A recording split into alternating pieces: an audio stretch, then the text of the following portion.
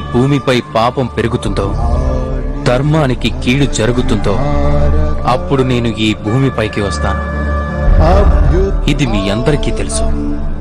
కానీ మీరెప్పుడైనా ఆలోచించారా ఎందుకు ఈ భూమిపై మానవ రూపంలో అవతరిస్తానని? ఎందుకు నేను మనిషి రూపంలో మీ మధ్య ఉంటానో ఈ రోజు వివరిస్తాను. లోకంలో పాపం అలాగే పుణ్యం సమతూకంగా నడుస్తూ ఉంటాయి. కానీ పాపం ఎప్పుడైతే తన పరిమితి దాటిపోతుందో నేను ప్రవేశించాల్సి ఉంటుంది. కారణం ఏమిటంటే మీరు నన్ను రమ్మని పిలుస్తారు. ఆలోచించతో నేను మీలోనే కొలువై ఉంటాను. కేవలం మీరు మీలో కొలువై ఉన్న పరమాత్ముణ్ణి పిలుస్తూ ఉంటారు.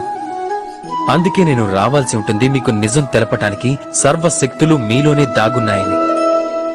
కానీ మీరేం చేస్తారు? నన్ను గౌరవిస్తారు, నన్ను పూజిస్తారు, శక్తి కావాలని నన్ను అడుగుతారు. మీ ప్రతి కోరికని నా ముందుంచుతారు. మీ భక్తి వల్ల నాకు ఎటువంటి సమస్య లేదు. నా సమస్య అంతా కేవలం మీ భావనతోనే. మిమ్మల్ని బలహీనపరిచే భావన. పరమాత్ముణ్ణి ఆరాధించండి. అలానే మీలోని ఉన్న ఆత్మని కూడా నమ్మండి. ఎందుకంటే ఈ లోకంలో మీరు చెయ్యలేని కార్యం అంటూ ఏదీ లేదు.